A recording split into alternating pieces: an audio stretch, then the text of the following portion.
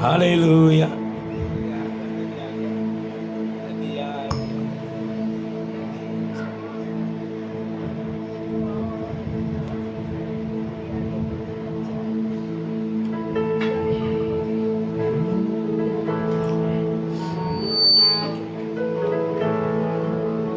ನದಿಯಾಗಿ ಹರಿದು ಮಳೆಯಾಗಿ ಸುರಿದು ಬೆಂಕಿಯಾಗಿ ಉರಿಯಬೇಕು.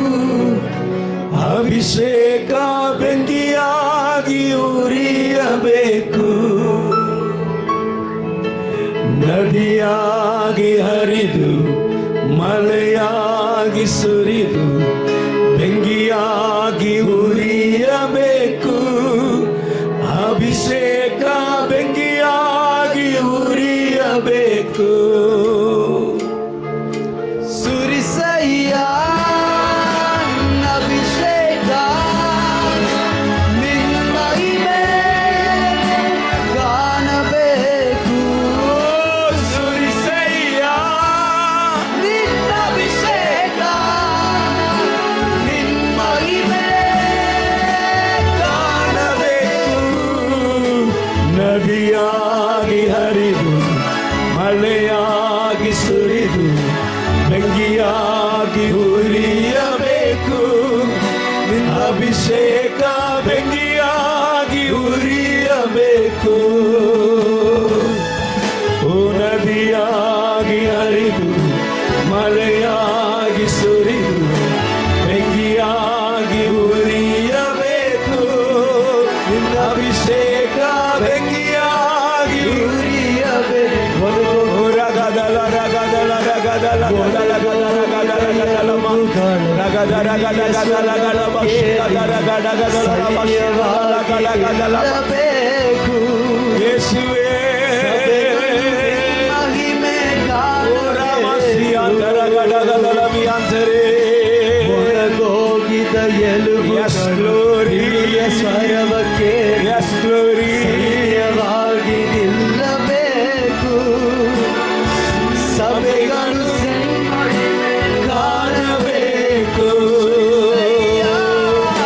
ಸುರಿಸಯ್ಯ ನಿನ್ನ ಅಭಿಷೇಕ ನಿನ್ನ ಮಹಿಮೆ ಕಾಣಬೇಕು. ಸುರಿಸಯ್ಯ ನಿನ್ನ ಅಭಿಷೇಕ ನಿನ್ನ ಮಹಿಮೆ ಕಾಣಬೇಕು. ನದಿಯಾಗಿ ಹರಿದು ಮಳೆಯಾಗಿ ಸುರಿದು ಬೆಂಕಿಯಾಗಿ ಉರಿಯಬೇಕು.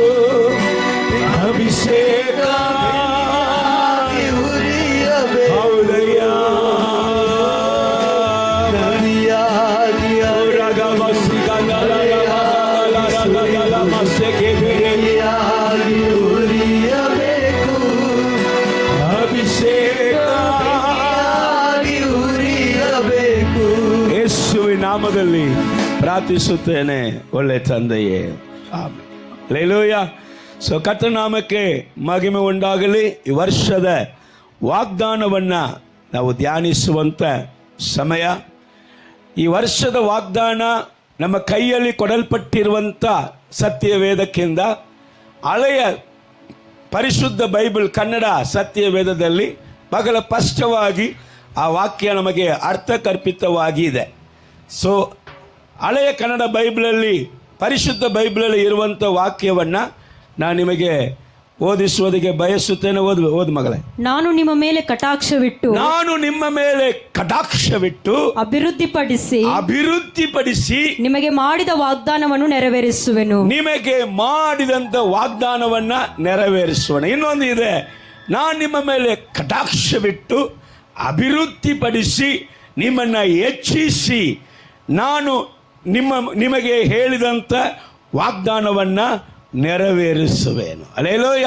ಸೊ ಕರ್ತನು 2026ನೇ ವರ್ಷದಲ್ಲಿ ತನ್ನ ಮಕ್ಕಳಿಗೆ ಹೇಳುವಂಥ ಮಾತು. ಸೊ ಚೆನ್ನಾಗಿ ಗಮನಿಸಿರಿ, ದೇವರು ಮಾತು ತಪ್ಪುವನಲ್ಲ. ದೇವರು ತನ್ನ ಸಭೆಗೆ ಮಾತನ್ನು ನುಡಿಯುತ್ತಾರೆ. ದೇವರು ತನ್ನ ಮಕ್ಕಳಿಗೆ ಮಾತನ್ನು ನುಡಿಯುತ್ತಾರೆ. ಒಂದು ವೇಳೆ ಆತನ ಮಾತನ್ನ ನಂಬುವಂತ ಎಲ್ಲರಿಗೂ ಕೂಡ ಈ ಮಾತನ್ನ ದೇವರು ಅವರ ಜೀವಿತದಲ್ಲಿ ನೆರವೇರಿಸುವುದಕ್ಕೆ ಶಕ್ತನಾಗಿದ್ದಾನೆ. ಹಲ್ಲೆಲೂಯ. ಅವರು ಎಂಥ ಸಭೆಗಳನ್ನು ಸೇರಿದವರಾಗಿದ್ದರು, ಯೂಟ್ಯೂಬಲ್ಲಿ, ಫೇಸ್ಬುಕ್ಕಲ್ಲಿ ಈ ವಾಗ್ದಾನವನ್ನು ನಂಬಿ ಪ್ರಾರ್ಥಿಸುವಂಥ ಎಲ್ಲರ ಜೀವಿತದಲ್ಲಿಯೂ ಕರ್ತನು ಈ ವಾಗ್ದಾನವನ್ನು ನೆರವೇರಿಸುವಂಥ ದೇವರಾಗಿದ್ದಾನೆ. ಸೋಕೆ ದೇವರು ಅಭಿವೃದ್ಧಿ ಮಾಡುತ್ತಾರೆ, ದೇವರು ಹೆಚ್ಚಿಸುತ್ತಾರೆ. ಇದಕ್ಕೆ ದೇವರು ಮಾಡುವಂಥ ಕಾರ್ಯ ಮೊದಲು ಕಟಾಕ್ಷಿಸುತ್ತಾರೆ, ಲಕ್ಷಿಸುತ್ತಾರೆ, ಕನಿಕರ ಪಟ್ಟು ಆತನ ದೃಷ್ಟಿಯನ್ನ ಇಡುತ್ತಾರೆ. ನಾನು ಇವನನ್ನ ಆಶೀರ್ವದಿಸಬೇಕು, ನಾನು ಈ ಸಭೆಯನ್ನ ಆಶೀರ್ವದಿಸಬೇಕು, ನಾನು ಇಂಥ ಬಿಸ್ನೆಸ್ ಅನ್ನ ಆಶೀರ್ವದಿಸಬೇಕು, ನಾನು ಇಂಥ ಸೇವೆಯನ್ನ ಆಶೀರ್ವದಿಸಬೇಕು, ಇಂಥ ಬಡತನವು ಇವರಿಗೆ ಸಾಕು, ಇಂಥ ಕಣ್ಣೀರು ಇವರಿಗೆ ಸಾಕು, ಇಂದ ಬರಿದಾನ ಇವರಿಗೆ ಸಾಕು, ನಾನು ಈ ವರ್ಷದಲ್ಲಿ ಇಂಥವರನ್ನ ಇಂಥ ರೀತಿಯಲ್ಲಿ ಆಶೀರ್ವದಿಸಬೇಕೆಂಬುದಾಗಿ ದೇವರು ಆಶೀರ್ವದಿಸುವುದಕ್ಕೆ ಬಯಸುವಂತ ವ್ಯಕ್ತಿಗಳ ಮೇಲೆ, ಸಭೆಗಳ ಮೇಲೆ ಕರ್ತನು ಕಟಾಕ್ಷವಿಡುತ್ತಾನೆ, ಲಕ್ಷಿಸುತ್ತಾನೆ. ಸೊ ಕಾಮನ್ ಆಗಿ ಅಭಿವೃದ್ಧಿ, ಆಶೀರ್ವಾದ ಅಂದ್ರೆ ಬರೀ ನಮ್ಮ ಮನಸ್ಸು, ನಮ್ಮ ಯೋಚನೆಗಳು ಬರೀ ಆರ್ಥಿಕ ವಿಷಯದಲ್ಲಿ ಮಾತ್ರ ಇರ್ತದೆ. ದೇವರು ಆರ್ಥಿಕ ವಿಷಯದಲ್ಲಿ ಮಾತ್ರ ನಮ್ಮನ್ನು ಆಶೀರ್ವದಿಸುವವನಿಲ್ಲ, ದೇವರು ಆತ್ಮೀಕ ವಿಷಯದಲ್ಲಿಯೂ ನಮ್ಮನ್ನು ಅಭಿವೃದ್ಧಿ ಮಾಡಿ ಹೆಚ್ಚಿಸುವಂತ ದೇವರು. ಯಾಕೆಂದ್ರೆ ಆರ್ಥಿಕ ಐಶ್ವರ್ಯವು ಅದು ನೆಲೆ ನಿಲ್ಲಬೇಕಂದ್ರೆ ಆತ್ಮೀಕ ಐಶ್ವರ್ಯ ಮೂಲಕವಾಗಿಯೇ ಆ ಆರ್ಥಿಕ ಐಶ್ವರ್ಯವು ನೆಲೆ ನಿಲ್ಲುವುದಕ್ಕೆ ಸಾಧ್ಯ. ಆತ್ಮಿಕ ಐಶ್ವರ್ಯ ಇಲ್ಲದಂತ ಒಂದು ಆರ್ಥಿಕ ಐಶ್ವರ್ಯಕ್ಕೆ ಸ್ವಲ್ಪ ಚೆನ್ನಾಗಿ ಗಮನಿಸ್ರಿ. ನೀವು ಗಮನಿಸಿದ್ರೆ ಅರ್ಥ ಆಗುತ್ತಿಲ್ಲ ಅಂದ್ರೆ ಅರ್ಥ ಆಗೋದಿಲ್ಲ. ನಾನು ಹೇಳ್ತಾ ಇದ್ದೀನಿ, ಆತ್ಮೀಕ ಐಶ್ವರ್ಯ, ಆತ್ಮಿಕಲಾಗಿ ಆತ್ಮೀಕ ಅನುಭವ ಇಲ್ಲದಂತ ಐಶ್ವರ್ಯಕ್ಕೆ ಗ್ಯಾರಂಟಿ ಇಲ್ಲ, ಅದಕ್ಕೇನಿಲ್ಲ, ಗ್ಯಾರಂಟಿ ಇಲ್ಲ. ಅದು ಯಾವಾಗ ಬೇಕಾದರೂ ಬಿಟ್ಟು ಹೋಗಬಹುದು, ಅದು ಯಾವಾಗ ಅದು ತುಂಬಿ ಇದ್ರೂ ಸಹ ಅವರ ಜೀವಿತದಲ್ಲಿ ಐಶ್ವರ್ಯ ಇರ್ತದೆ, ಆದರೆ ಅನುಭವಿಸುವುದಕ್ಕೆ ಆಗುವುದಿಲ್ಲ.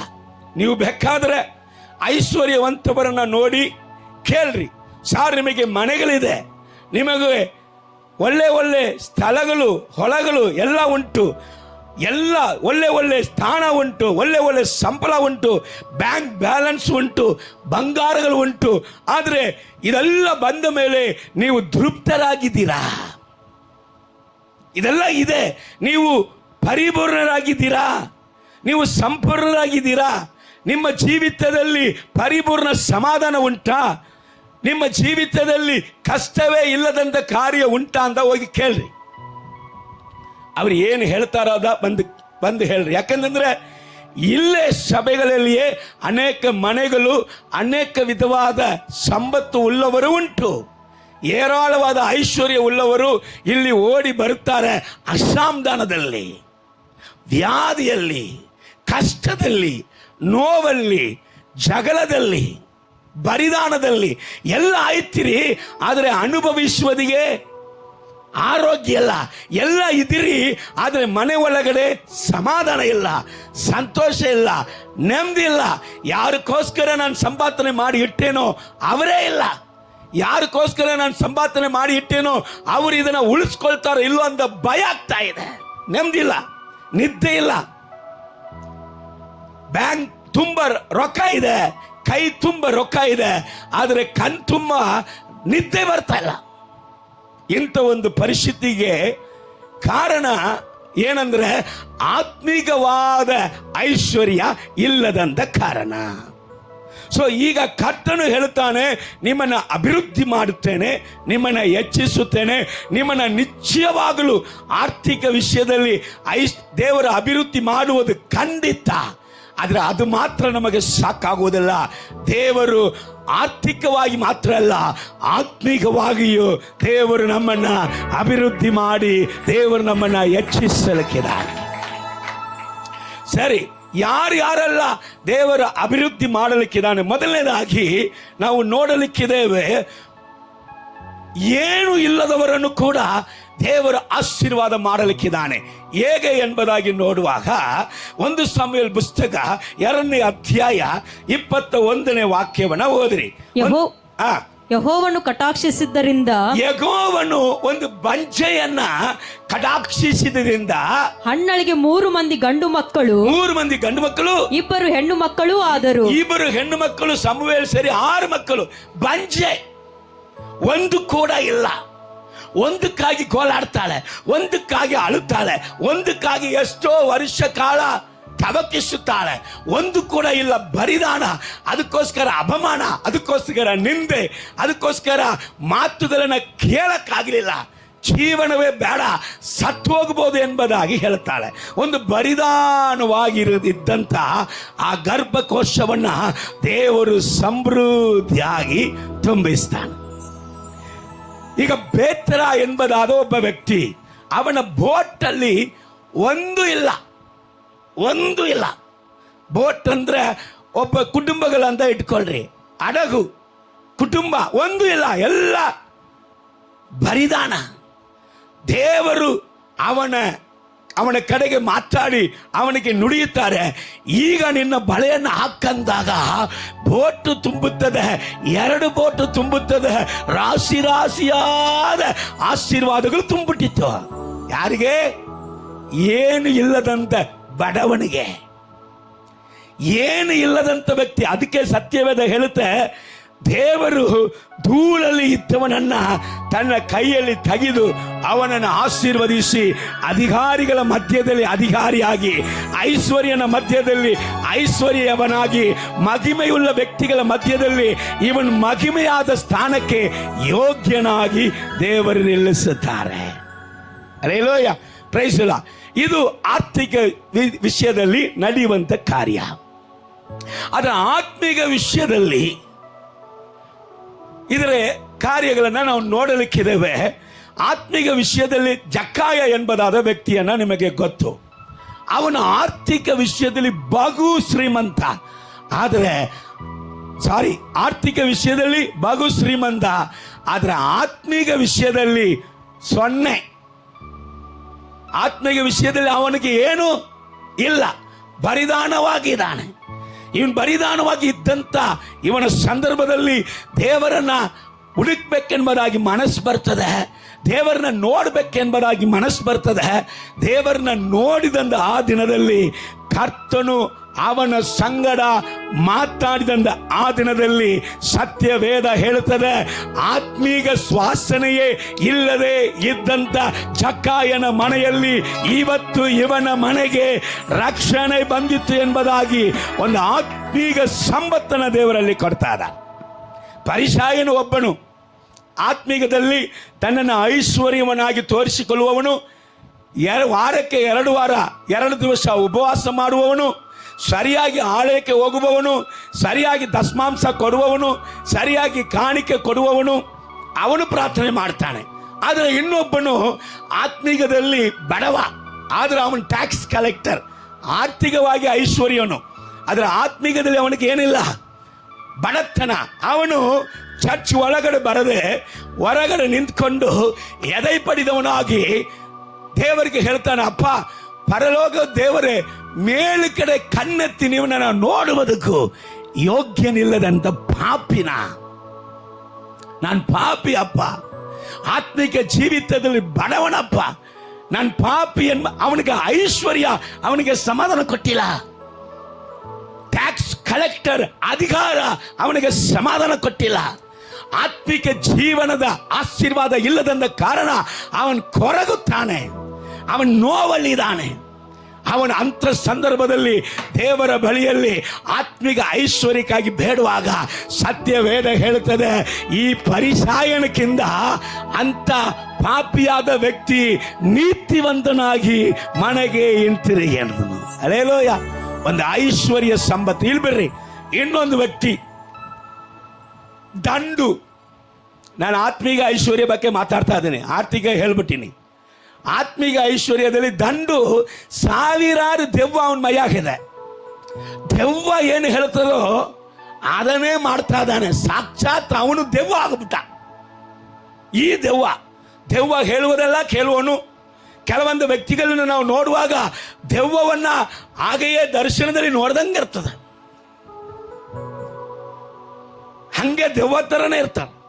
ಸೊ ಹಂಗೆ ಇದ್ದ ಒಂದು ದೆವ್ವ, ಸಾವಿರಾರು ದೆವ್ವ ಅವನ ಮೈಯಾಗಿದೆ. ದೆವ್ವ ಹೇಳುವುದೆಲ್ಲ ಕೇಳ್ತಾ ಇದ್ದಾನೆ. ಈಗ ದೇವರು ಆ ದೆವ್ವ ಹಿಡಿದಂಥ ವ್ಯಕ್ತಿಯನ್ನ ಒಂದು ದಿವಸ ಅವನಿಗೋಸ್ಕರ ಪ್ರಯಾಣ ಮಾಡಿ ಅವನನ್ನ ಸಂಧಿಸಿ ಅವನನ್ನ ಬಿಡುಗಡೆ ಮಾಡುತ್ತಾರೆ. ಮಾಡಿದಂಥ ಆ ದಿನದಲ್ಲಿ ಅಲ್ಲಿ ತನಕ ದೆವ್ವ ಹೇಳಿದದೆಲ್ಲ ಮಾಡಿದಂಥ ವ್ಯಕ್ತಿಗೆ ಒಂದು ಕಾರ್ಯ ಹೇಳಲ್ಪಡುತ್ತದೆ, ಸ್ವಸ್ಥ ಬುದ್ಧಿ ಬಂತವನಿಗೆ. ಅದುವೇ 2026 ದೆವ್ವಗಳ ಸಂಗಡ ದೆವ್ವಗಳಾಗಿ ಇತ್ತು, ದೆವ್ವದ ಕಾರ್ಯಗಳನ್ನೇ ನಡೆಸಿ ಸಾಕ್ಷಾತ್ ದೆವ್ವವಾಗಿಯೇ ಬದಲಾಗಿದಂಥ ವ್ಯಕ್ತಿಯನ್ನು ಸಹ ಆತ್ಮಿಕ ಜೀವಿತದಲ್ಲಿ ಕರ್ತನು ಹೇಗೆ ಐಶ್ವರ್ಯ ಸಂಪನ್ನನಾಗಿ ಮಾಡಲಿಕ್ಕಿದ್ದಾನೆ. ಹಲ್ಲೆಲೂಯಾ. ಅವನನ್ನ ದೇವರು ಬಿಡುಗಡೆ ಮಾಡಿದಾಗ ಅವನು ತೆಕ್ಕೋಬೋಳಿ ಎಂಬುದಾದ ಒಂದು ಪಟ್ಟಣದಲ್ಲಿ ಹೋಗಿ ಯೇಸು ಸ್ವಾಮಿ ಬಗ್ಗೆ ಸಾರ್ತಾನೆ. ಅಲ್ಲಿ ವಾಕ್ಯ ಹೇಳುತ್ತದೆ, 5 ಪುರುಷರು ಮಾತ್ರ 5,000 ಜನ 5 ರೊಟ್ಟಿ 2 ಮೀನನ್ನು ಇಟ್ಟುಕೊಂಡು ದೇವರು ಅಲ್ಲಿ ಅದ್ಭುತ ಮಾಡಿದರು. ಯಾರ ಮೂಲಕ ಬಂದಂತ ಜನ ಅಂದ್ರೆ ಇದೇ ದಂಡು ಆಗಿ ಇದ್ದಂತ ಈ ವ್ಯಕ್ತಿಯ ಮೂಲಕ ಇವನು ಹೋಗಿ ಸುವಾರ್ತೆ ಸಾರಿ ಸಾವಿರ ಜನರು ರಕ್ಷಣೆ ಒಂದು ರೀತಿಯಲ್ಲಿ ದೇವರ ಆತ್ಮೀಗ ಸಂಪತ್ತನ್ನು ಕೊಟ್ಟಿದ್ರು. ಹೀಗೆ ಇದೇ ನಡೆಯಲಿಕ್ಕಿದೆ. ಆರ್ಥಿಕ ರೀತಿಯಲ್ಲಿ ನೀನು ಪೇತ್ರನಂತೆ ಬಡವನಾಗಿದೆಯೋ, ಕರ್ತನು ರಾಶಿಯಾದ ಅನುಭವಗಳಿಂದ ನಿಮ್ಮನ್ನು ತುಂಬಿಸಲಿಕ್ಕಿದ್ದಾರೆ.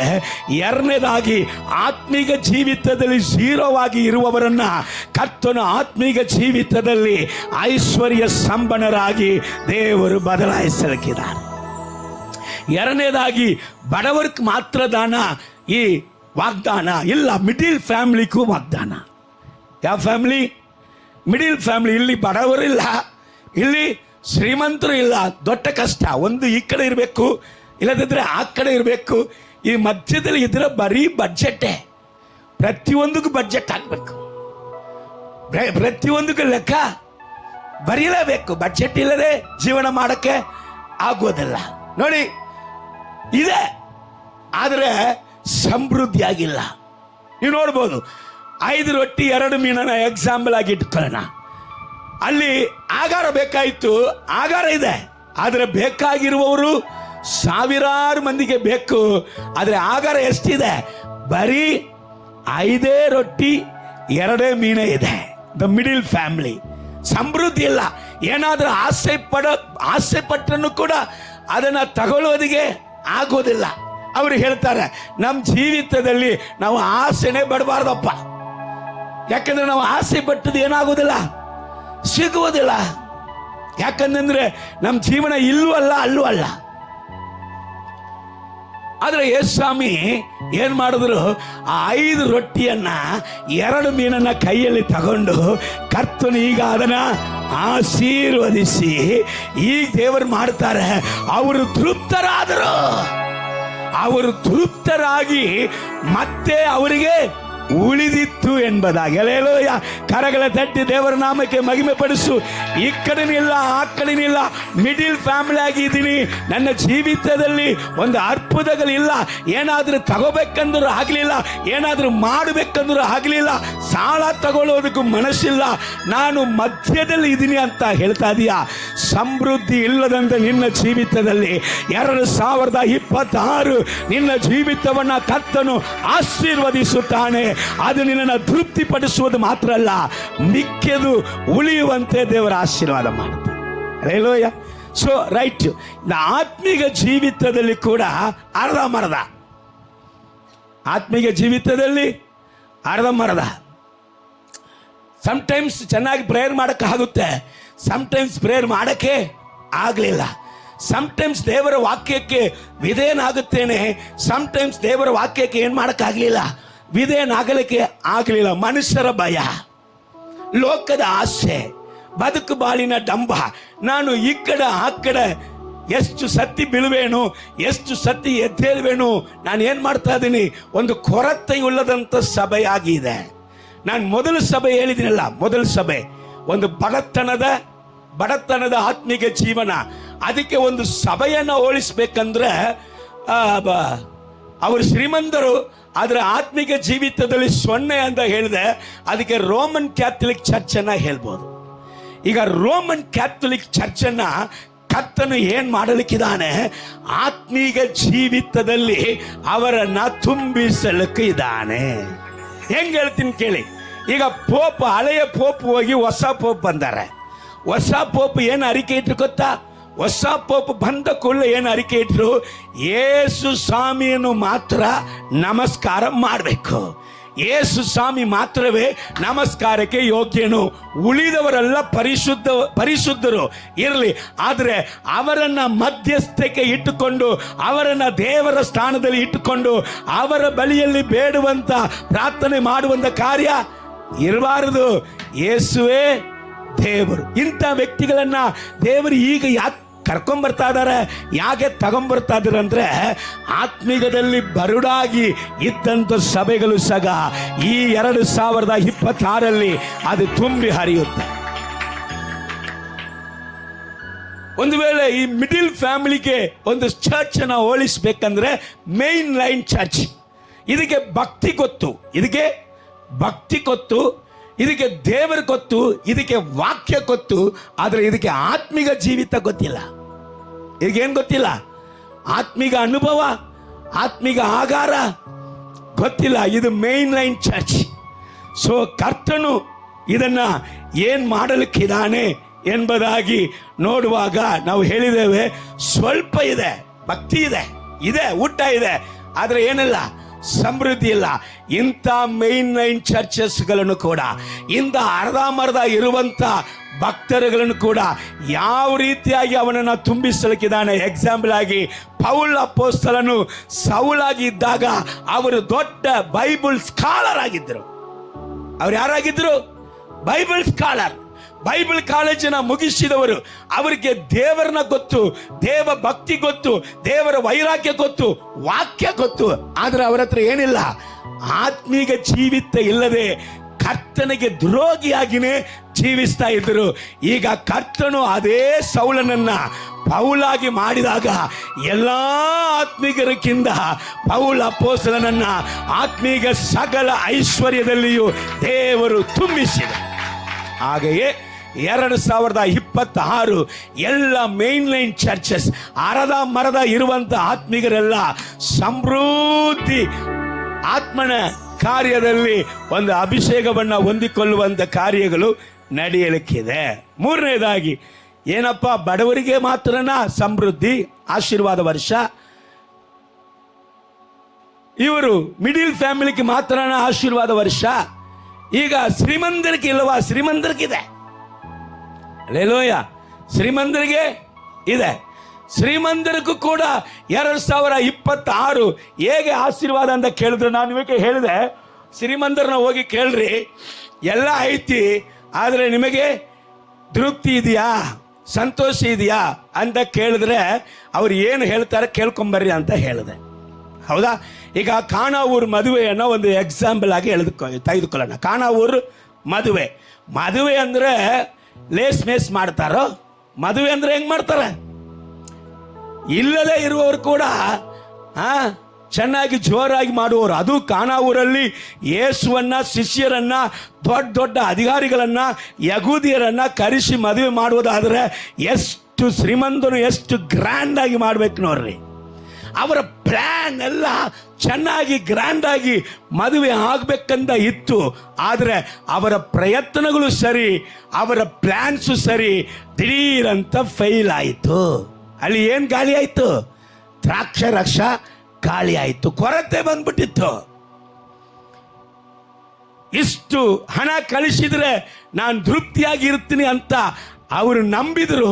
ಆದ್ರೆ ಅವರ ನಂಬಿದಂತ ಹಣ ಅವರನ್ನ ಕೈ ಬಿಟ್ಟಿತ್ತು. ಇಷ್ಟು ಮನೆ ಕಟ್ಟಿಬಿಟ್ರೆ ನಾನು ತೃಪ್ತಿಯಾಗಿರ್ತೀನಿ ಅಂತ ಅನ್ಕೊಂಡಿದ್ರು. ಮನೆ ಕಟ್ಟಿದ ನಂತರನು ಕೂಡ ಮನೆ ಅವರಿಗೆ ಸಮಾಧಾನ ಕೊಡಕ್ಕಾಗಲಿಲ್ಲ. ಸಂಪತ್ತುಗಳು ಸಮಾಧಾನ ಕೊಡಕ್ಕಾಗಲಿಲ್ಲ. ಸಾವಿರಾರು ವಸ್ತುಗಳು ಸಮಾಧಾನ ಕೊಡಕ್ಕಾಗಲಿಲ್ಲ. ದೊಡ್ಡ ದೊಡ್ಡ ರೊಕ್ಕ ಜಾಸ್ತಿ ಇರುವಂತ ಒಳ್ಳೆ ಒಳ್ಳೆ ಡೆಕೋರೇಷನ್ಗಳನ್ನ ಮನೆಗೆ ಮಾಡಿದ್ರು ಕೂಡ ಸಮಾಧಾನ ಕೊಡಕ್ಕೆ ಆಗಿರಲಿಲ್ಲ. ದಿಢೀರಂದ ಇದೆಲ್ಲ ಆಗುತ್ತಂತ ಅವರು ಆಲೋಚನೆ ಮಾಡಿದ್ರು. ದಿಢೀರಂದ ಏನಾಯ್ತಲ್ಲೇ, ಏನು ಗೊತ್ತಿಲ್ಲದವ್ರ ತರ ನೋಡ್ತಾ ಇದಿಲ್ಲ.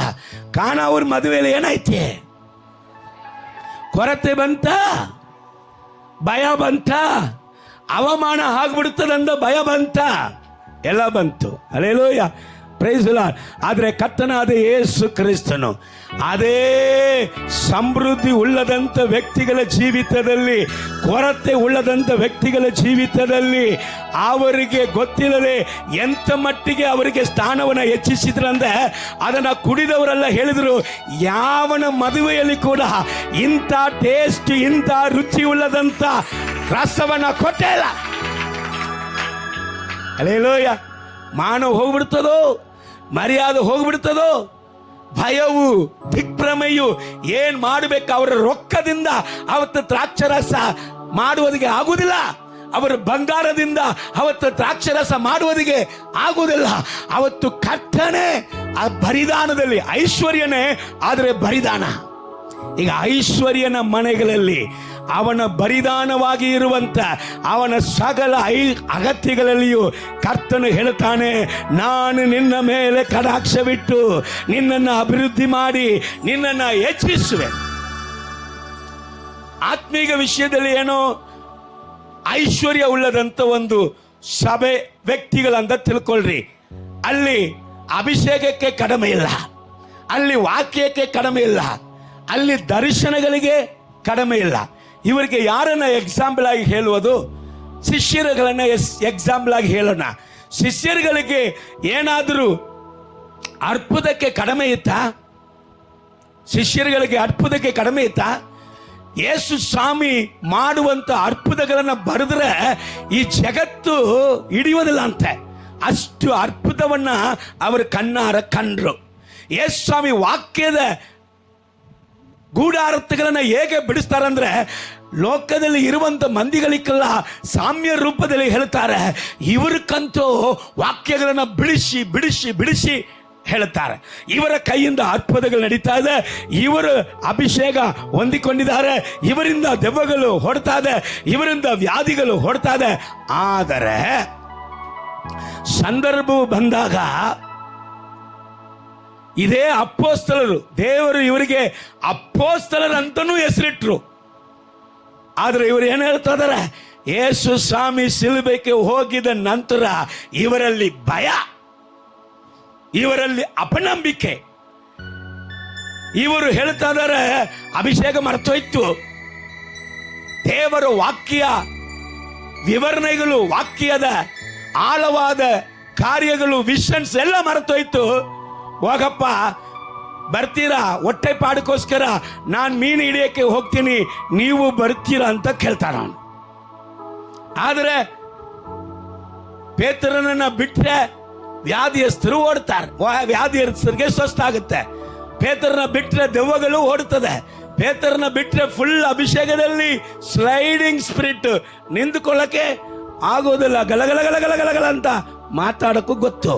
ಬಟ್ ಆತ್ಮಿಕ ಜೀವಿತದಲ್ಲಿ ಆತ್ಮಿಕ ಸಭೆಗಳು ಐಶ್ವರ್ಯ ಇದೆ ಎಂಬುದಾಗಿ ಹೇಳುತ್ತಾ ಇದ್ರೂ ಸಹ ಅಪನಂಬಿಕೆ ನಿಮಿತ್ತವಾಗಿ ಭಯಗಳು, ಅಪನಂಬಿಕೆ ನಿಮಿತ್ತವಾಗಿ ಹಿಂಚಾರುವಿಕೆಗಳು, ಅಪನಂಬಿಕೆಯ ನಿಮಿತ್ತವಾಗಿ ಅವರ ಜೀವಿತದಲ್ಲಿ ದೇವರ ವಿಷನನ್ನೇ ಮರೆತು ಅಪೊಸ್ತಲರು ಎಂಬುದಾದ ಸ್ಥಾನವನ್ನೇ ಮರೆತು ಬಿಟ್ಟಂತ ಒಂದು ಪರಿಸ್ಥಿತಿ.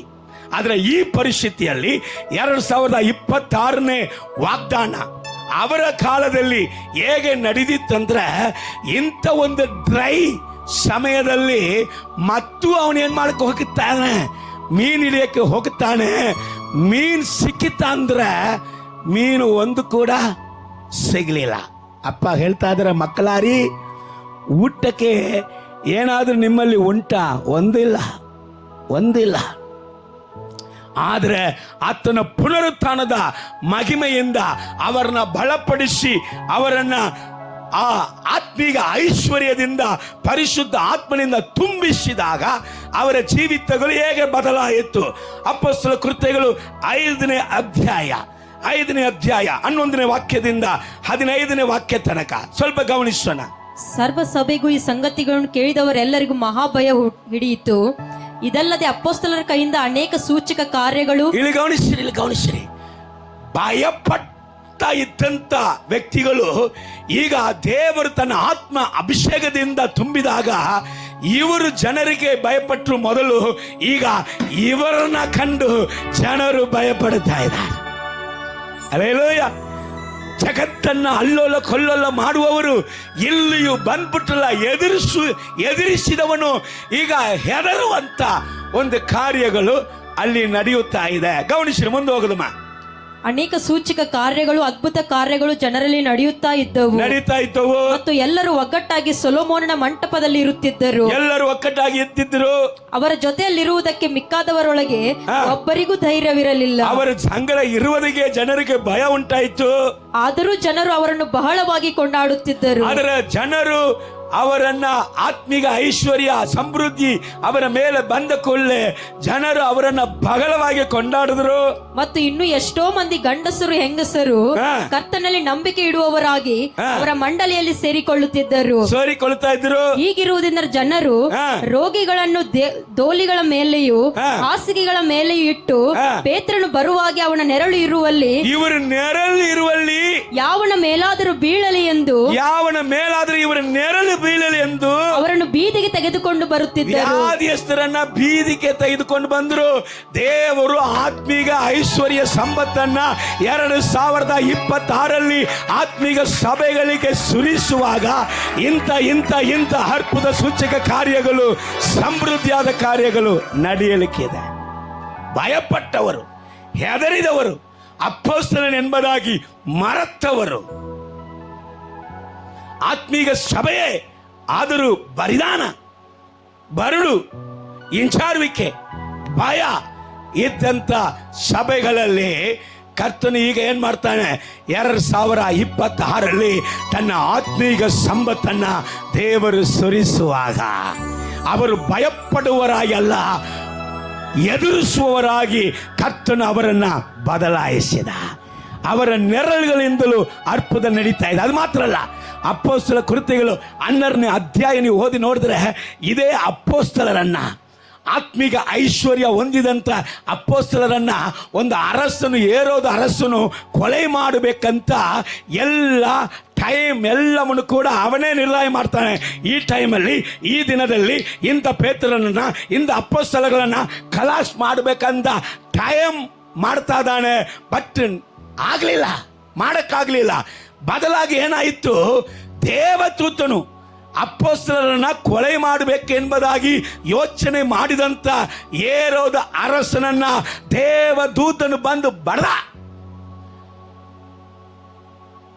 ಅಪೊಸ್ತಲರನ್ನ ಕೊಲ್ಲಬೇಕೆಂಬುದಾಗಿದ್ದಂತ ಹೇರೋದ ಅರಸನು ಹುಳ ಬಿತ್ತು ಸತ್ತ. ಹಲ್ಲೆಲೂಯಾ.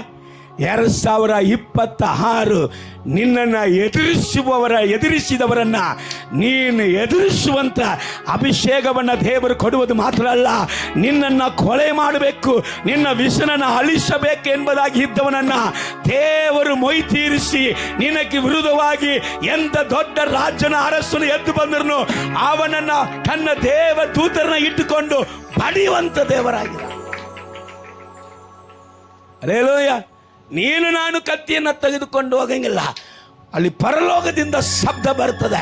ಹೊಸ ಒಡಂಬಡಿಕೆ ಕಾಲದಲ್ಲಿ ದೇವದೂತನು ಬಂದು ಪೇತ್ರರನ್ನ ಕೊಲೆ ಮಾಡಬೇಕಂತ ಇದ್ದಂತ ಅದೇ ಹೇರೋದ ಅರಸನನ್ನ ಒಂದೇ ಏಟು ಹುಳ ಬಿತ್ತು ಸತ್ತ. ಹಲ್ಲೆಲೂಯಾ. ಇದು ಯಾವಾಗ ನಡೀಲಿಕ್ಕಿದೆ? 2026 ದೇವರು ಶ್ರೀಮಂತನ ಜೀವಿತದಲ್ಲಿಯೂ ಆತ್ಮೀಗದಲ್ಲಿ ತುಂಬಿ ಇರುವಂಥ ಆತ್ಮೀಗ ಅನುಭವ ಉಳ್ಳದಂಥ ಸಭೆಗಳಲ್ಲಿಯೂ ಕೊರತೆ ಉಳ್ಳದಂಥ ಸಭೆಗಳಲ್ಲಿಯೂ ಕರ್ತನು ತನ್ನ ಆತ್ಮೀಗ ಸಂಪತ್ತನ್ನು ಸಮೃದ್ಧಿಯನ್ನು ಸುರಿಸುವಂತೆ ಇದೇ 2026ನೇ ವರ್ಷದಲ್ಲಿ ಈ ಕಾರ್ಯಗಳು ನಡೆಯಲಿಕ್ಕಿದೆ. ಒಬ್ಬರಾದ್ರೂ ಕೈ ತಟ್ತೀರಪ್ಪ. ಛೇ, ಎಷ್ಟು ಪ್ರಾಣ ಕೊಟ್ಟು ನಿಮಗೆ ಮಾತಾಡೋದಕ್ಕಿಂತ ನಾನು ಹಿಂಗೆ ಮಾತಾಡ್ಬೇಕು.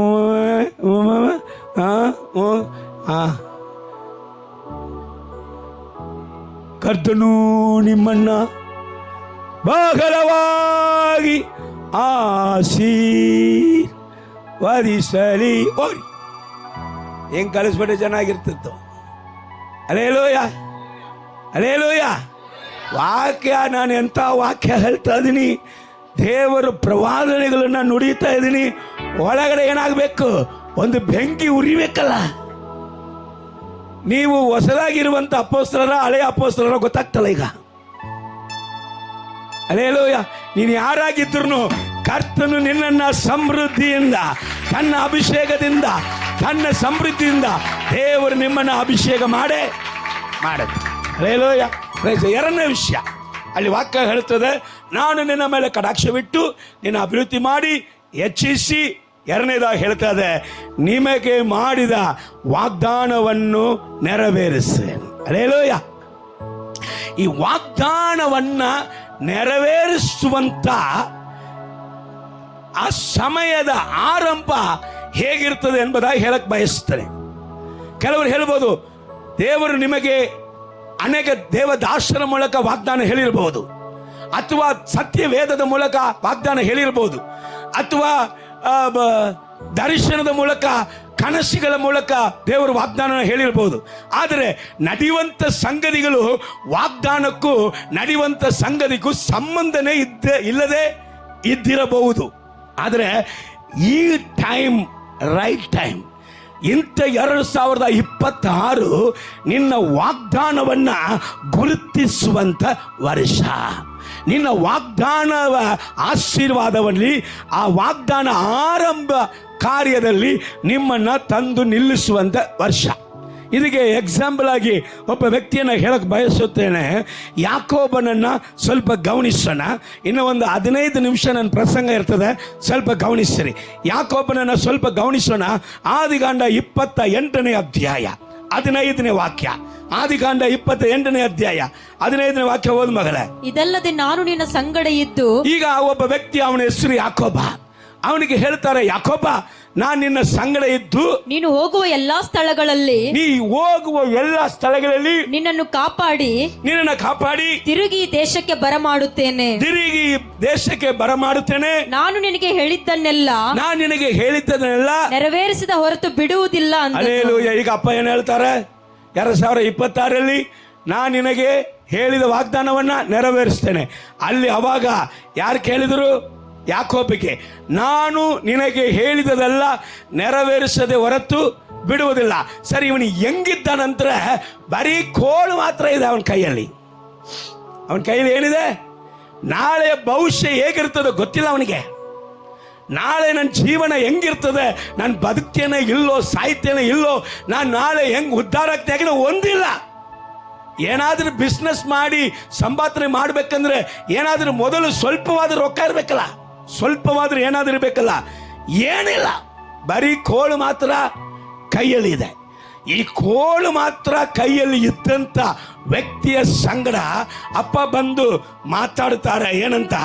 ನಾನು ನಿನ್ನ ಸಂಗಡ ಇದ್ದು ನೀನು ಹೋಗುವ ಎಲ್ಲ ಸ್ಥಳಗಳಲ್ಲಿಯೂ ನಿನ್ನನ್ನು ಕಾಪಾಡಿ, ಯಾವುದೇ ಮಾಟಕ್ಕೋ, ಯಾವುದೇ ಮಂದಿರಕ್ಕೋ, ಯಾವುದೇ ದುಷ್ಟನ ಆಲೋಚನೆಗೋ, ಯಾವುದೇ ಮನುಷ್ಯನ ಒಳಸಂಚಕಕ್ಕೋ, ಯಾವುದೇ ವ್ಯಾಧಿಕೋ, ಯಾವುದೇ ಮೃಗಗಳಿಂದ ಬರುವಂತ ಅಪಾಯಕ್ಕೋ, ಯಾವುದೇ ಆಕ್ಸಿಡೆಂಟ್ಗಳಿಗೋ ನಿನ್ನನ್ನು ಬಿಟ್ಕೊಡದೆ ನಾನು ಹೇಳಿದದನ್ನ ನಿನ್ನಲ್ಲಿ ನೆರವೇರಿಸುವ ತನಕ ನಿನ್ನನ್ನು ಕಾಪಾಡಿ ನಿನ್ನ ಸಂಗಡವೇ ಇದ್ದು ನನ್ನ ವಾಗ್ದಾನವನ್ನ ನಿನಗೆ ನೆರವೇರಿಸ್ತೇನೆ.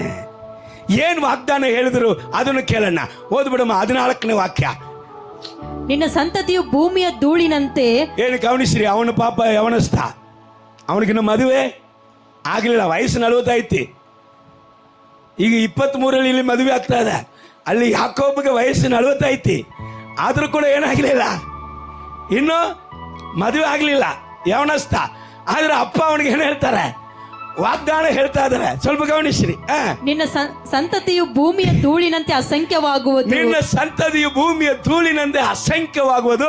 ನೀನು ಪೂರ್ವ ಪಶ್ಚಿಮ ದಕ್ಷಿಣೋತ್ತರ ದಿಕ್ಕುಗಳಿಗೆ ಹರಡಿಕೊಳ್ಳುವಿ. ನೀನು 4 ದಿಕ್ಕುಗಳಿಗೂ ಹರಡಿಕೊಳ್ಳುವಿ. ನಿನ್ನ ಮೂಲಕವು ನಿನ್ನ ಸಂತತಿಯ ಮೂಲಕವು, ನಿನ್ನ ಮೂಲಕವು ನಿನ್ನ ಸಂತತಿಯ ಮೂಲಕವು ಭೂಮಿಯ ಎಲ್ಲಾ ಕುಲದವರಿಗೂ ಆಶೀರ್ವಾದ ಉಂಟಾಗುವುದು. ಅವನು ಏನು ಇಲ್ಲ, ನಾಳೆ ತಿನ್ನುವುದಕ್ಕೆ ಊಟ ಇಲ್ಲ. ಅವನಿಗೆ ಹೋಗಿ ಹಿಂಗೆ ಹೇಳಿದ್ರೆ ಅವನಿಗೆ ಹೆಂಗಿರ್ತದೆ ನೋಡ್ರಿ. ದೇವರೇ, ಅದೆಲ್ಲ ನೀವು ಮಾಡು, ನಾಳೆ ನನಗೆ ಊಟಕ್ಕೆ ಏನಾದರೂ ಸಹಾಯ ಮಾಡು. ಅರೇಲೋಯ, ಸಂತತಿಯೇ ಹುಟ್ಟಿಲ್ಲ, ಇನ್ನು ಮದುವೆನೇ ಆಗಲಿಲ್ಲ, ಸಂತತಿಗೆ ಆಶೀರ್ವಾದ. 4 ಒಂದಿಲ್ಲ, ಬರೀ ಕೋಲು ಮಾತ್ರ ಕೈಯಲ್ಲಿದೆ. 4 ದಿಕ್ಕುಗಳಲ್ಲಿಯೂ ನೀನು ಹರಡಿಕೊಳ್ಳುವಂತೆ, ನೀನು ಹಬ್ಬಿಕೊಳ್ಳುವಂತೆ, ನಿನ್ನ ಮೂಲಕ, ನಿನ್ನ ಸಂತತಿಯ ಮೂಲಕ ಈ ಭೂಮಿಯ ಕುಲದವರಿಗೆಲ್ಲ ಆಶೀರ್ವಾದ. ನಾನೇ ಬರಿದಾಗಿದ್ದೀನಿ, ನಾನೇ ಬರುಡಾಗಿದ್ದೀನಿ. ಅಪ್ಪ ಹೇಳ್ತಾ ಇದ್ದಾರೆ, ಬರಿದಾಗಿ ಬರುಡಾಗಿ ಇದ್ದಂಥ ವ್ಯಕ್ತಿಗೆ ಇದನ್ನ ಹೇಳಿ ಇದನ್ನ ನೆರವೇರಿಸುವ ತನಕ ನಾನು ನಿನ್ನನ್ನು ಕಾಪಾಡುವೇನು, ನಾನು ನಿನ್ನ ಸಂಗಡೇ ಇರುವೇನು. ಇದನ್ನ ನೆರವೇರಿಸುವ ತನಕ ನಿನ್ನನ್ನು ಬಿಡುವುದೇ. ಅಲೇಲೋಯ, ಅಲೇಲೋಯ. ಸರಿ ಅಂತ ಹೇಳಿ ಅವನು ಒಂದು ದೇವರ ಹತ್ರ ಒಂದು ಒಡಂಬಡಿಕೆ ಮಾಡಿಕೊಂಡ.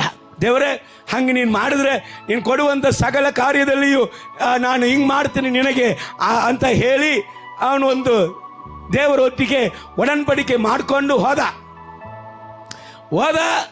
ಹೋಗಿದಂಥ ಊರು ಅಲ್ಲಿ ಮೊದಲು 7 ವರ್ಷ ಏನು ಮಾಡ್ತಾನಂದ್ರೆ 7 ವರ್ಷ ರಾಗೇಲಕ್ಕೋಸ್ಕರ ಮಾತ್ರ ಅಲ್ಲಿ ದುಡಿತಾ ಇದ್ದಾನೆ. ಯಾರು ರಾಗೇಲು? ಅವನ ಮಾಮನ ಮಗಳು. ಲವ್ ಸ್ಟಾರ್ಟ್ ಆಯಿತು. ಇವರಂತ ಲವ್ ಅಲ್ಲ ಅದು, ಅವರ ತಂದೆ ತಾಯಿ ಹೇಳಿ ಕಳಿಸಿದ್ರು, ನಿನಗೆ ಮದುವೆ ಆಗಬೇಕಂದ್ರೆ ಎಲ್ಲಿ ಮದುವೆ ಆಗಬೇಕು, ನನ್ನ ಅಣ್ಣನ ಮನೆಯಲ್ಲಿ ಮಕ್ಕಳಿದ್ದಾರೆ, ಅವರಲ್ಲಿ ಒಬ್ಬರನ್ನ ಹೋಗಿ ಏನು ಮಾಡು. ಲವ್ ಅಂತ ಕೂಡಲೇ ಏನಪ್ಪ 32 ಹಲ್ಲು ಈ ಅಂತ ಕಾಣ್ತಾ ಇದೆ. ಅಲ್ಲೇಲೋಯ, ಇವರಂತೆ ಲವ್ ಅಲ್ಲ ಇದು ನಾಯಿ ಲವ್, ಇದು ಬೇಡ. ಅದು ಅಪ್ಪ ಅಮ್ಮ ಹೇಳಿ ಕಲಿಸಿದು. ಮಾಮನ ಮಗಳನ್ನ ಅಲ್ಲೇ ದಾರಿಯಲ್ಲಿ ನೋಡ್ಬಿಟ್ಟ. ನೋಡಿದ ಕೂಡಲೇ ಏನಾಗಿತ್ತು, ದೇವರು ಹೇಳಿದದೆಲ್ಲ ಮರೆತು ಹೋಗ್ಬಿಟ್ಟಿತ್ತು. ಈಗ ಅವನು ಹೇಳ್ತಾನೆ, ನಿನ್ನ ಮಗಳಕ್ಕೋಸ್ಕರ ನಾನು 7 ವರ್ಷ. ಅವನು ಕೇಳ್ತಾನೆ ಅವನ ಮಾಮ, ನಿನಗೇನು ಬೇಕಪ್ಪ? ಏನು ಬೇಡ, ಹೊಟ್ಟೆಗೆ ಊಟ ಕೊಡು, ಬಟ್ಟೆ ಕೊಡು, ನಿನ್ನ ಮಗಳನ್ನ ಕೊಟ್ಬಿಡು ಸಾಕು. ಅದನ್ನ ಬಿಟ್ಟು ನನಗೆ ಏನು ಬೇಡ, ದರ್ಶನವಿಲ್ಲ, ಏನಿಲ್ಲ. 7 ವರ್ಷ ಅವನ ಕಥೆ ಏನಾಗುತ್ತೆ, ಬರೀ ಹೊಟ್ಟೆ ಪಾಡಕ್ಕಾಗಿ ರಾಗೇಲಕ್ಕೋಸ್ಕರ ಹೋಗಿತ್ತು. ಆದರೆ ಮಾವ ಇಟ್ಟ ಚೆಕ್ ಚೇಂಜ್ ಮಾಡಿಬಿಟ್ಟ ಹುಡುಗಿಯನ್ನ.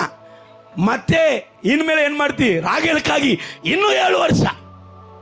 14 ವರ್ಷ ದರ್ಶನವೂ ಇಲ್ಲ, ವಿಷನೂ ಇಲ್ಲ, ದೇವರು ಹೇಳಿದದಕ್ಕೂ ಅದಕ್ಕೂ ಸಂಬಂಧವೂ ಇಲ್ಲ. ಆದರೆ ಮದುವೆ ಆಯಿತು, ಮಕ್ಕಳಾಯಿತು, ಮರಿ ಆಯಿತು. ಈಗ ದರ್ಶನದ ಸಮಯ ಬಂದು, ನಾನು ಏನು ನಿಮಗೆ ಹೇಳಕ್ಕಿದ್ದೀನಂದ್ರೆ, ಇಲ್ಲಿ ತನಕ ದರ್ಶನಕ್ಕೆ ತಕ್ಕಂಥ ವಿಷಯಗಳು ನಿಮ್ಮಲ್ಲಿ ನಡೆದಿತ್ತೋ ಇಲ್ಲೋ, ಬಟ್ 2026 ಕರ್ತನು ತನ್ನ ವಾಗ್ದಾನವನ್ನ ನಿಮ್ಮಲ್ಲಿ ನೆರವೇರಿಸುವುದಕ್ಕೆ ಆರಂಭಿಸುವಂತ ಸ್ಥಳಕ್ಕೆ ದೇವರು ಕರೆದುಕೊಂಡು ಬಂದ್ಬಿಟ್ಟ. 14 ವರ್ಷ ಮುಗಿತು. ಈಗ ಯಾರು ಹುಟ್ಟಿಯಾಯಿತು? ಯೋಸೇಪ ಹುಟ್ಟಿದ. ನೀವು ಓದಿ ನೋಡ್ರಿ. ಯೋಸೇಪ ಹುಟ್ಟಿದ ಕೂಡಲೇ ಅಲ್ಲಿ ತನಕ ಕನಸ್ಕಂತ ಇದ್ದಂಥ ವ್ಯಕ್ತಿ, ದರ್ಶನಗಳನ್ನು ಮರೆತಂದ ವ್ಯಕ್ತಿ, ದೇವ ವಾಗ್ದಾನವು ನೆರವೇರುವಂಥ ಕಾಲ ಬಂದ ಕೂಡಲೇ ಅವನ ತಲೆ ಒಳಗಡೆ ಒಂದು ಬೆಳಕು, ಫಳಿಚ್ಚಂತ ಒಂದು ಬೆಳಕು ಬರ್ತದೆ. ಅವನ ಮಾವ ಹತ್ರ ಹೋಗಿದ, ಮಾವ ಹಿಂಗಾದ್ರೆ ಹೆಂಗಪ್ಪ, ನನ್ನ ಜೀವನ, ನನ್ನ ಹೆಂಡತಿ, ನನ್ನ ಮಕ್ಕಳು, ಮುಂದಿನ ಭವಿಷ್ಯಗಳು ಏನಪ್ಪ, ನಮ್ಮನ್ನ ಬಿಟ್ಬಿಡು, ನಾವು ಹೋಗ್ತೀವಿ ಅಂತ ಕೇಳ್ತಾನೆ. ಓದನ ವಾಕ್ಯವನ್ನು ಓದನ. ಆದಿಕಾಂಡ 30ನೇ ಅಧ್ಯಾಯ 26ನೇ ವಾಕ್ಯ. ನಾನು ಸೇವೆ ಮಾಡಿ ಪಡ್ಕೊಂಡ ಹೆಂಡತಿಯರನ್ನು ಹಾ. ನನ್ನ ಮಕ್ಕಳನ್ನು ನನಗೆ ಒಪ್ಪಿಸು, ನಾನು ಹೋಗುತ್ತೇನೆ. ಏನಿಲ್ಲ, ₹1 ರೊಕ್ಕ ಇಲ್ಲ. ಆದ್ರೆ ಯಾರಿದ್ದಾರೆ? ಬರೀ ಹೆಂಡತಿ ಮಕ್ಕಳು ಮಾತ್ರ ಇದಾರ. ಬಿಡಪ್ಪ, ನಾನು ಊರಿಗೆ ಹೋಗ್ತೀನಿ. ಹೆಂಗ ಕೋಳಲ್ಲಿ ಬರಿದಾನವಾಗಿ ಬಂದೇನೋ ಹಾಗೆಯೇ ಬರಿದಾನವಾಗಿ ಹೋಗ್ತೀನಿ ಬಿಡಂತಾಗ ಅವನ್ ಬಿಡಕ್ಕೆ ರೆಡಿ ಆಗಿದ್ರು ದೇವರ ವಾಗ್ದಾನ ಬಿಡುತ್ತದ? ಇಲ್ಲ. ಅವನಂತಾನೆ, ಇಲ್ಲಪ್ಪ ನನ್ನ ಸಂಗಡ ಇರು, ನಿನಗೆ ಏನ್ ಬೇಕು ಹೇಳಿದಾಗ, ಈಗ ದರ್ಶನದ ಸ್ಥಾನದಲ್ಲಿ ನಿಂತಿದ್ದಾನಲ್ಲ, ನಿನಗೆ ಎಷ್ಟು ಸಂಬಳ ಬೇಕಂತ, ಸಂಬಳ ಬೇಡ, ದೇವರು ನನಗೆ ಕೊಡುವಂತ ಆಶೀರ್ವಾದದ ವಿಧಾನಗಳನ್ನ ಅವನಿಗೆ ತಿಳಿಸ್ತಾ ಇದ್ದಾನೆ. ಈ 4 ವರ್ಷ ಹೆಚ್ಚು ಕಡಿಮೆ ಅವನ ಮಾವನ ಸಂಗಡ 4 ವರ್ಷ ಇದ್ದಾನೆ. ಮೊದಲು 14 ವರ್ಷದಲ್ಲಿ ಯೋಸೇಫನ ನಿಮಿತ್ತವಾಗಿ ಲಾಬಾನನ ದೇವರು ಭಯಂಕರವಾಗಿ ಐಶ್ವರ್ಯನಾಗಿ ಮಾಡಿಬಿಟ್ರು. ಅವನು ಹೇಳ್ತಾನೆ, ಅಪ್ಪ ನಿನ್ನಿಂದಲೇ ಇಷ್ಟು ಐಶ್ವರ್ಯ ನನಗೆ ಸಿಕ್ಕಿತ್ತು, ನೀನು ಬರುವುದಕ್ಕೆ ಮುಂಚೆ ಇಷ್ಟು ಐಶ್ವರ್ಯ ನನ್ನ ಹತ್ರ ಇಲ್ಲ, ನಿನ್ನ ಮೂಲಕವಾಗಿ ಇಷ್ಟು ಐಶ್ವರ್ಯ ಬಂತಪ್ಪ, ನೀನು ಹೋಗ್ಬೇಡ ಅಂತ ಹೇಳ್ದ. ಆದ ಕಾರಣ ಅವನಿಗೆ 14 ವರ್ಷ ಅವನು ದೊಡ್ಡ ಶ್ರೀಮಂತನಾಗಿದ್ದ. ಈಗ 4 ವರ್ಷ ದೇವರು ವಾಗ್ದಾನದ ಸ್ಥಳದಲ್ಲಿ ಯಾಕೋಬನನ್ನ ತಂದಾಗ ಅವನ್ ಬರೀ ಬಡವನಾಗಿಲ್ಲ, ಅವನ್ ಕೈ ಇಟ್ಟು ಮಾಡುವಂತ ಸಕಲ ಕಾರ್ಯದಲ್ಲಿಯೂ ದೇವರು ಅಭಿವೃದ್ಧಿ ಮಾಡ್ತಾ ಇದ್ದಾರೆ. 14 ವರ್ಷ ಅವನ ಮಾಮನು ಸೇರಿಸಿದಂತ ಸಂಪತ್ತಿಗಿಂತ 2, 3, 4, 5, 6 ಇದು ಡಬಲ್ ಆಗಿ ಆಗ್ತಾ ಇದೆ. ಇದುವೇ ವಾಗ್ದಾನ ಕೊಡುವಂತ ಆಶೀರ್ವಾದ. ನಿನಗೆ ಮುಂಚೆ ಇತ್ತಂತ ಶ್ರೀಮಂತರಕ್ಕಿಂತ ಕರ್ತನ ವಾಗ್ದಾನದ ಸಮಯ ಬರುವಾಗ ದೇವರು ನಿನ್ನನ್ನ ತೆಗೆದು ಉಪಯೋಗಪಡಿಸಿ ನಿನ್ನ ದ್ರಾಕ್ಷ ತೊಟ್ಟಿಯನ್ನ, ನಿನ್ನ ತೊಟ್ಟಿಯಲ್ಲಿ ಹಾಲನ್ನ ದೇವರು ತುಂಬಿಸುವಾಗ ಅದು ತುಂಬಿ ಹರಿಯುವಂಥದ್ದಾಗಿರುತ್ತದೆ. ಒಟಗಿಜ್ ಬಂದ್ಬಿಟ್ಟಿತ್ತು, ರೈಟ್? ಈಗ ಇದು ಇಷ್ಟು ಸಂಪತ್ತು ಮಾಡಿದ ಮೇಲೆ ದೇವ ದರ್ಶನ ಬಂತು, ರೈಟ್, ಬಾ ಹೋಗ್ಬಿಡೋಣ ಅಂತ. ಈಗ ಬರ್ತಾ ಇರುವಾಗ ಅವನು ಹೇಳ್ತಾನೆ, ಗಮನಿಸೋಣ, ಇವನು ಬರುವಾಗ ಮೊದಲು ಬರಿದಾನವಾಗಿ ಹೋಗಿದ. 14 ವರ್ಷ ಯಾವ ವಿಷನ್ ಇಲ್ಲ, ಯಾವ ದರ್ಶನ ಇಲ್ಲ, ಬರೀ ಹುಡುಗಿಗೋಸ್ಕರ ಏನ್ ಮಾಡ್ಬಿಟ್ಟ, ಜೀವಿತವನ್ನೇ ಕಳ್ಕೊಂಡ್ಬಿಟ್ಟ. ಈಗ 15ನೇ ವರ್ಷ ಕರ್ತನು ನಿನ್ನನ್ನು ಕರೆದಂತ ಉದ್ದೇಶವನ್ನ ನಿನ್ನಲ್ಲಿ ನೆರವೇರಿಸುವನು ಎಂಬುದಾಗಿ ವಾಗ್ದಾನದ ಕುರಿತಾದ ಆಲೋಚನೆ ಕೊಟ್ಟಾಗ ದೇವರು ಅವನನ್ನು ತುಂಬಿಸಿದರು. ನೀವು ನೋಡಬಹುದು 32ನೇ ಅಧ್ಯಾಯ 1ನೇ ವಾಕ್ಯದಲ್ಲಿ, ಈಗ ಮನುಷ್ಯರು ಮಾತ್ರ ಅಲ್ಲ, ದೇವರು ಇವನ್ನ ಹೆಚ್ಚಿಸಿ ಬಹಳ ಸಮೃದ್ಧಿಯಿಂದ ಪುನಃ ದೇವರು ಹೇಳಿದಂಥ ವಾಗ್ದಾನದಂತೆಯೇ ಅವನನ್ನು ಕರಕೊಂಡು ಬರುವಾಗ ಅಲ್ಲಿ ಏನಾಗುತ್ತೆ, ದೇವದೂತರು ಅವನ ಕಡೆಗೆ ಬಂದ್ರು. ಏನ್ ಭೇಟಿ ಆಗ್ತಾ ಇದಾರ? ಮನುಷ್ಯನಲ್ಲ. ಈಗ ದೇವದೂತರು ಅವನಿಗೆ ಭೇಟಿ ಆಗ್ತಾ, ಕಾರಣ ಗೊತ್ತಾ? ದರ್ಶನದಲ್ಲಿ ಹೋಗ್ತಾ ಇದ್ದಾನೆ. ದರ್ಶನವು ನೆರವೇರುವಂತ ಸಂದರ್ಭದಲ್ಲಿ ಹೋಗ್ತಾ ಇರುವಾಗ ಬರೀ ಸಂಪತ್ತು ಮಾತ್ರ ಅಲ್ಲ, ಪರಲೋಕ ಸಂಪರ್ಕವು ಅವನಿಗೆ ಅಲ್ಲಿ ಉಂಟಾಗ್ತಾ ಇದೆ. ಇಲ್ಲಿ ಹೇಳ್ತಾನೆ, ಗಮನಿಸಿರಿ, ಓದನ 32ನೇ ಅಧ್ಯಾಯ 9ನೇ ವಾಕ್ಯ 10ನೇ ವಾಕ್ಯ ಓದಮ್ಮ. 32, 9, 10. ಇದಲ್ಲದೆ ಅವನು ದೇವರನ್ನು ಪ್ರಾರ್ಥಿಸಿ, ಯೆಹೋವನೇ ನನ್ನ ತಂದೆ ತಾತಂದಿರಾದ ಇಸ್ಸಾಕ ಅಬ್ರಹಾಮನ ದೇವರೇ, ಸ್ವದೇಶಕ್ಕೆ ಬಂಧುಗಳ ಬಳಿಗೆ ತಿರುಗಿ ಹೋಗಬೇಕೆಂದು, ಸ್ವದೇಶದ ಬಂಧುಗಳ ಬಳಿಗೆ ನೀನು ತಿರುಗ ಹೋಗಬೇಕೆಂದು ನನಗೆ ಆಜ್ಞಾಪಿಸಿ ನಿನಗೆ ಒಳ್ಳೆಯದನ್ನು ಮಾಡುವೆನೆಂದು ನನಗೆ ವಾಗ್ದಾನ ಮಾಡಿದವನು ನೀನೇ ಅಲ್ಲವೇ? ಒಳ್ಳೆಯದನ್ನ ಮಾಡುವೆನು ಎಂಬುದಾಗಿ ವಾಗ್ದಾನ ಮಾಡಿದವನು ನೀನೇ ಅಲ್ವೇ? ನೀನು ನಿನ್ನ ದಾಸನಾದ ನನ್ನ ಮೇಲೆ ಎಷ್ಟೋ ಪ್ರೀತಿಯನ್ನಿಟ್ಟು ನಿನ್ನ ವಾಗ್ದಾನವನ್ನು ನೆರವೇರಿಸಿದ್ದೀಯಲ್ಲ. ಹಲ್ಲೆಲೂಯಾ. ಕರಗಳ ತಟ್ಟಿ ಏನಂತ ನಾವು ಚರಿತ್ರೆ ಇದು ಓದಿ ನೋಡ್ರಿ. ಯಾಕೋಬ ವಂಶವು ಇವತ್ತು ಇದೆ. ಇಸ್ರಾಯೇಲ್ ದೇಶ ಇವತ್ತು ಸಾಕ್ಷಿಯಾಗಿದೆ. ಇಸ್ರಾಯೇಲ್ ಯಾರು? ಯಾಕೋಬೇ ಇಸ್ರಾಯೇಲ್. ಅವನ 12 ಗೋತ್ರದವರೇ ಇಸ್ರಾಯೇಲ್. ಅವನ 12 ಮಕ್ಕಳೇ ಇಸ್ರಾಯೇಲ್. ಚರಿತ್ರೆ ಬರಿತಾ ಇದ್ದಾನೆ. ದೇವರು ನನಗೆ ಏನೆಲ್ಲ ವಾಗ್ದಾನ ಮಾಡಿದೆಯೋ ಅದು ಎಲ್ಲವೂ ನೆರವೇರಿಸಿದೆ. ಅವನ ಯೋಚನೆಯಲ್ಲಿ ಆರ್ಥಿಕ ಸಂಪತ್ತು 2 ಪಾಳೆಗಳು ಅವನಿಗೆ ಇದೆ, 2 ಪಾಳೆಗಳು ಇದೆ ಅಷ್ಟೇ ಅಂತ ಅವನು ತಿಳ್ಕೊಂಡಾನೆ. ಬಟ್ ಆದರೆ ವಾಗ್ದಾನ ಅದರಲ್ಲಿ ನಿಂತಿಲ್ಲ. ವಾಗ್ದಾನ ಏನು ಹೇಳಿತ್ತು? ನಿನ್ನ ಮೂಲಕ ಲೋಕದವರಿಗೆ ಆಶೀರ್ವಾದ, ನಿನ್ನ ಸಂತತಿಯ ಮೂಲಕವಾಗಿಯೂ ಲೋಕದವರಿಗೆ ಆಶೀರ್ವಾದ. ಈಗ ನೋಡಿ, ಮುಂದೆ ಅವನು ನಡ್ಕೊಂಡು ಬರುವಾಗ ಯೋಸೇಫನನ್ನ, ಅವನಿಗೆ ನಡೆದಂಥ ಘಟನೆ ನಿಮಗೆ ಗೊತ್ತು. ಅವನ ಸಹೋದರರು ಅವನನ್ನು ಮಾರ್ಬಿಟ್ರು. ಆದರೆ ಅಪ್ಪನಿಗೆ ಬಂದಂಥ ನ್ಯೂಸ್ ಏನಂದ್ರೆ ಯೋಸೇಫನು ಸತ್ತ. ತಾನು ತುಂಬ ಪ್ರೀತಿಸಿದಂಥ ವ್ಯಕ್ತಿ, ತುಂಬ ಅವನ ಮೇಲೆ ಆಸೆ ಪಟ್ಟಂಥ ವ್ಯಕ್ತಿ. ಈಗ ಯೋಸೇಫ ಯಾರು? ಯೋಸೇಫ ಯಾಕೋಬನ ವಿಷಯದಲ್ಲಿ ತೀರ್ಕೊಂಡು ಅಳುತ್ತಾನೆ. ಯಾಕಂದ್ರೆ 12 ಮಕ್ಕಳಲ್ಲಿ ಅವನು ವಿಶೇಷವಾಗಿ ಪ್ರೀತಿಸಿ ಅಲಂಕಾರ ವಸ್ತ್ರಗಳನ್ನು ಅವನಿಗೆ ಉಡಿಸಿ ಅವನ ನೋಡಿ ನೋಡಿ ನೋಡಿ ಸಂತೋಷವಾಗಿದ್ದಂಥ ವ್ಯಕ್ತಿ ಈಗ ಯೋಸೇಫು ಸತ್ತನು ಎಂಬುದಾಗಿ ಕೇಳಿ ದುಃಖದಲ್ಲಿ, ವೇದನೆಯಲ್ಲಿ, ಇನ್ನು ಮೇಲೆ ಮಗ ತಿರುಗ ಬರುವುದಿಲ್ಲ, ಸತ್ತ ಮೇಲೆ ಬರ್ತಾನ ಇಲ್ಲ, ಬರುವುದಿಲ್ಲ ಎಂಬುದಾಗಿ ಅದರಲ್ಲೇ ಕೊರಗುತ್ತಾ ಜೀವನ ಮಾಡ್ತಾ ಇದ್ದಾನೆ.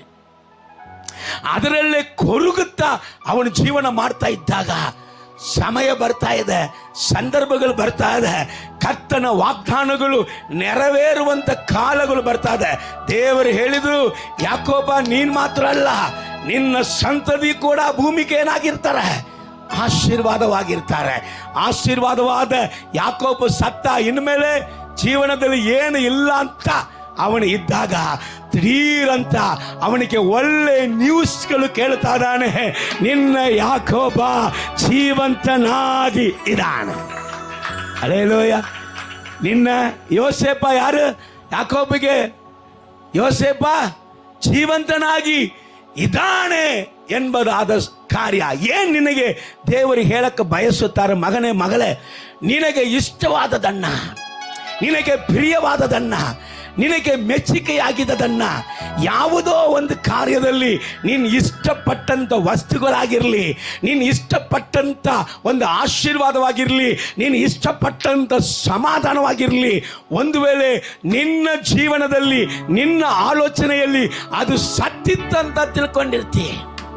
ಒಂದು ವೇಳೆ ಆತ್ಮೀಗನು ತನ್ನ ಪ್ರಾರ್ಥನೆ ಹಳೆಯ ಜೀವಿತವಾಗಿರಲಿ, ತನ್ನ ದೇವರೊಟ್ಟಿಗೆ ಇರುವಂಥ ಹಳೆಯ ಒಡನಾಟವಾಗಿರಲಿ, ತನ್ನ ದೇವರಲ್ಲಿ ಹೊಂದಿದಂಥ ಹಳೆಯ ಅಭಿಷೇಕವಾಗಿರಲಿ, ತನ್ನ ದೇವರಲ್ಲಿ ಹೊಂದಿದಂಥ ಹಳೆಯ ವರಗಳಾಗಿರಲಿ, ನಿನ್ನ ವಿಷಯದಲ್ಲಿ ಸತ್ತಿತ್ತಂತ ನೀನು ತಿಳ್ಕೊಂಡಿರಬಹುದು.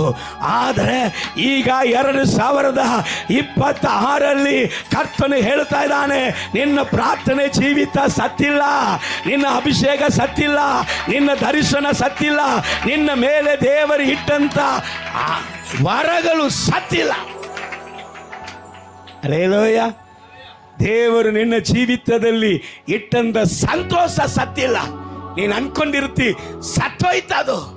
ಸತ್ತೋಯ್ತಾ ಇದು ಪುನಃ ಬರುವುದಿಲ್ಲ ಅಂತ.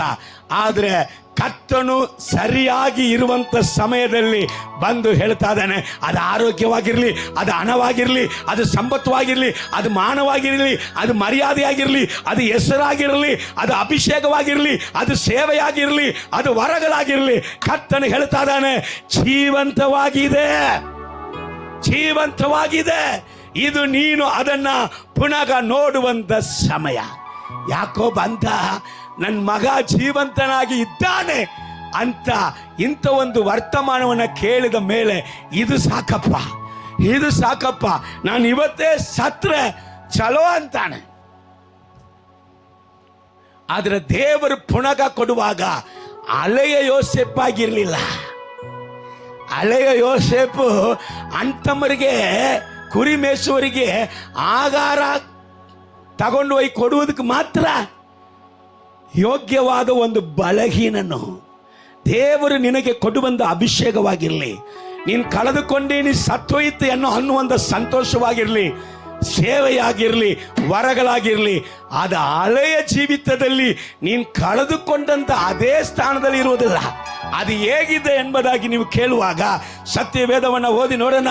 ಆದಿಕಾಂಡ 45ನೇ ಅಧ್ಯಾಯ 8ನೇ ವಾಕ್ಯ 9ನೇ ವಾಕ್ಯ. ಯೋಸೇಫನ್ನ ಪುನಃ ಯಾಕೋಬು ನೋಡುವಾಗ ಯೋಸೇಫನ ಸ್ಥಾನವು ಎಂದದಾಗಿತ್ತು.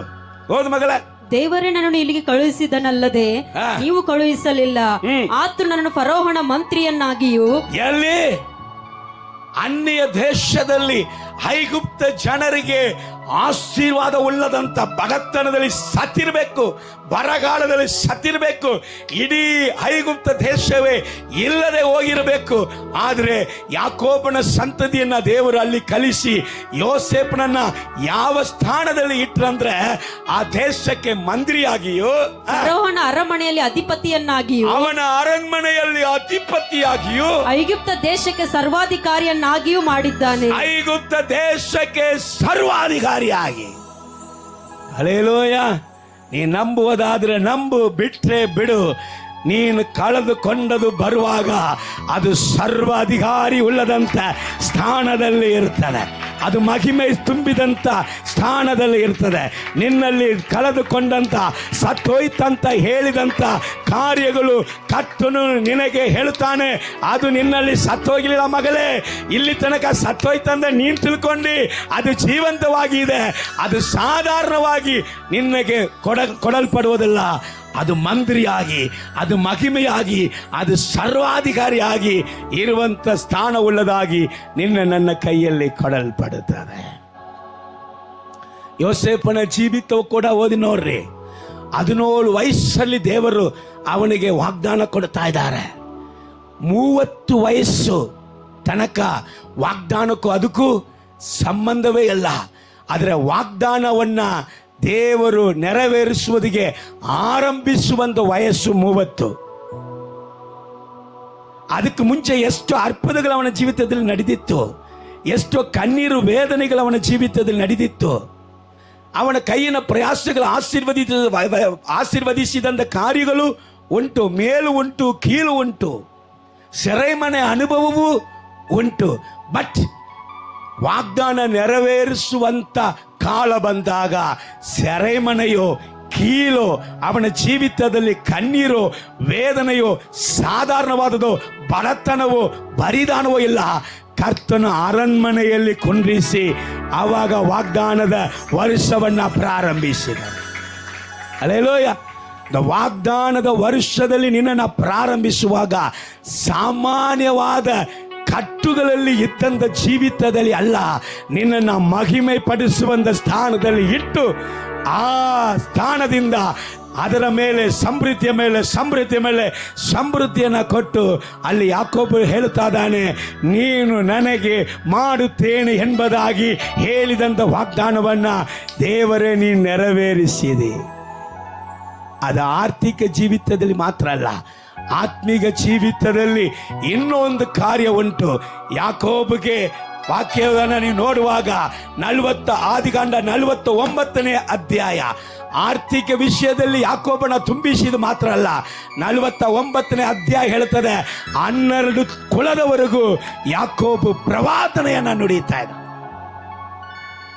ಆತ್ಮೀಕವಾದ ಸಂಪತ್ತು ಅವನ ಕುಲದಲ್ಲಿಯೇ, ಅವನ ಸಂತತಿಯಲ್ಲಿಯೇ ದೇವರು ಯೇಸು ಕ್ರಿಸ್ತನನ್ನು ಹುಟ್ಟಿಸಿದರು. ಹಲ್ಲೆಲೂಯಾ.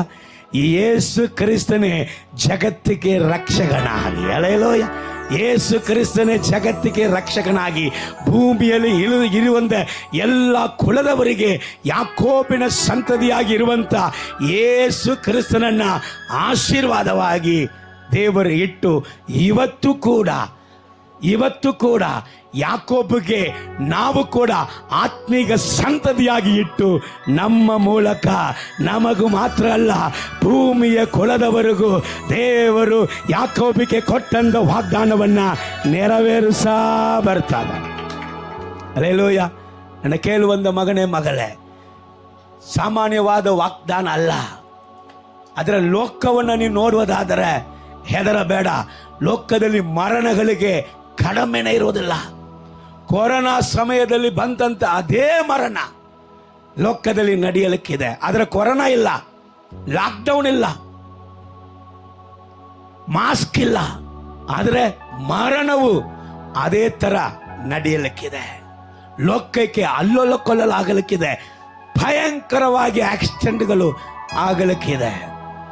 ಭಾರತ ದೇಶದಲ್ಲಿಯೂ ಅನೇಕ ಕಡೆಗಳಲ್ಲಿ ಭೂಕಂಪಗಳು ಉಂಟಾಗಲಿಕ್ಕಿದೆ. ದೇವರು ತನ್ನ ವೈರಿಗಳನ್ನ ಮೊಯ್ ತೀರಿಸುವಂತ ಕಾರ್ಯಗಳು ನಡೆಯಲಿಕ್ಕಿದೆ. ಈ ಎಲ್ಲ ಸಿಟ್ಯುವೇಶನ್ ಮಧ್ಯದಲ್ಲಿಯೂ ಕರ್ತನು ಹೇಳ್ತಾ ಇದ್ದಾನೆ, ಮಗನೇ ಮಗಳೇ ಸಭೆಯೇ, ನಾ ನಿನ್ನ ಮೇಲೆ ಕಟಾಕ್ಷವಿಟ್ಟು ನಿನ್ನನ್ನು ಅಭಿವೃದ್ಧಿ ಮಾಡಿ ನಿನ್ನನ್ನು ಹೆಚ್ಚಿಸಿ ನನ್ನ ವಾಗ್ದಾನವನ್ನು ನಿನ್ನಲ್ಲಿ ನೆರವೇರಿಸುವೇನು ಎಂಬುದಾಗಿ ಹೇಳಿ ಕರ್ತನು ನಮ್ಮನ್ನು ಆಶೀರ್ವದಿಸುತ್ತಾನೆ. ಕರ್ತನಿಗೆ ಸ್ತೋತ್ರ ಮಾಡೋಣ. ಎಂಥ ಒಳ್ಳೆ ದೇವರು, ಎಂಥ ಒಳ್ಳೆ ದೇವರು, ಎಂಥ ಒಳ್ಳೆ ದೇವರು. ಇರುವಂಥ ಸ್ಥಳದಲ್ಲಿ ಸಾಧ್ಯವಾದರೆ ಎಲ್ಲರೂ ಕೂಡ ಎದ್ದು ನಿಂತುಕೊಂಡು ರೇಮಾಶಂದಲಗಡಗದಲ ಮನಸ್ಸಿ ಅಂದಲಬ ಹಾಲೇಲೂಯ ಹಾಲೇಲೂಯ ಹಾಲೇಲೂಯ ಸ್ತೋತ್ರ ಎಂದು ಹಾಡುವೆನು ರಾಜ, ನಿನ್ನ ಮನಸಾರೆ ಸ್ತುತಿಸುವೆ ದೇವಾ. ಸ್ತೋತ್ರ ಎಂದು ಹಾಡು